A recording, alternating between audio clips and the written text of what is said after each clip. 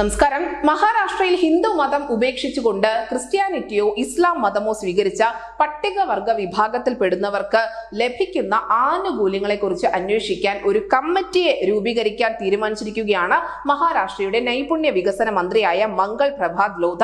ഈ വിഷയം മുഖ്യമന്ത്രിയായ ഏക്നാഥ് ഷിൻഡെയും ഉപമുഖ്യമന്ത്രിമാരായ ഫട്നാവിസും അജിത് പവാർ ഉൾപ്പെടെയുള്ളവരും ഒന്നിച്ച് കൂടിയാലോചിച്ചെടുത്ത ഒരു തീരുമാനം കൂടിയാണ്. ഈ ഗോത്രവർഗ വിഭാഗത്തിൽപ്പെടുന്ന ആളുകളെ വലിയ രീതിയിൽ പണവും മറ്റു സ്വാധീനവും ഉപയോഗിച്ചുകൊണ്ട് മതം മാറ്റുന്ന ഒരു പ്രവണത രാജ്യത്തിന്റെ പല ഭാഗങ്ങളിലുമുണ്ട്.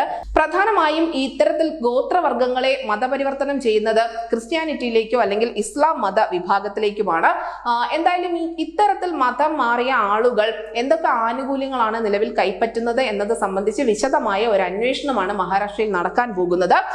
ഇത് സംബന്ധിച്ചുള്ള കേസുകൾ അന്വേഷിക്കുന്ന ആ പ്രത്യേക കമ്മിറ്റിയിൽ എല്ലാ രാഷ്ട്രീയ പാർട്ടികളിൽ നിന്നുള്ള അംഗങ്ങൾ ഉണ്ടാകുമെന്നുകൂടി ലോധ വ്യക്തമാക്കുന്നുണ്ട്. കൂടാതെ 45 ദിവസത്തിനുള്ളിൽ തന്നെ ഇത്തരത്തിലുള്ള കേസുകളുമായി ബന്ധപ്പെട്ടുള്ള അന്വേഷണം പൂർത്തിയാക്കി റിപ്പോർട്ട് സമർപ്പിക്കണമെന്നുകൂടി ലോധ പറയുന്നു.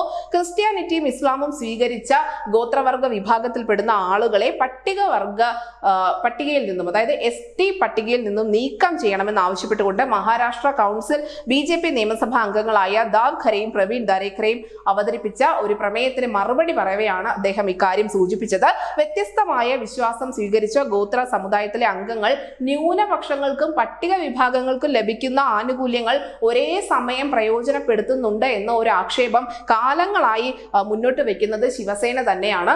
ഇവർ മതം മാറി പോകുമ്പോൾ ആ ന്യൂനപക്ഷ സമുദായത്തിന് ലഭിക്കുന്ന അല്ലെങ്കിൽ ഇസ്ലാം മത സമൂഹത്തിന് ലഭിക്കുന്ന ആനുകൂല്യം, അതിനോടൊപ്പം തന്നെ പട്ടികവർഗ സമുദായത്തിൽ ഉണ്ടായിരുന്നപ്പോൾ ലഭിച്ചുകൊണ്ടിരുന്ന ആനുകൂല്യം, ഇത് രണ്ടും ഒരേ സമയം കൈപ്പറ്റുന്നുണ്ട് എന്നുള്ള ഒരു ആക്ഷേപം ഉണ്ടായിരുന്നു.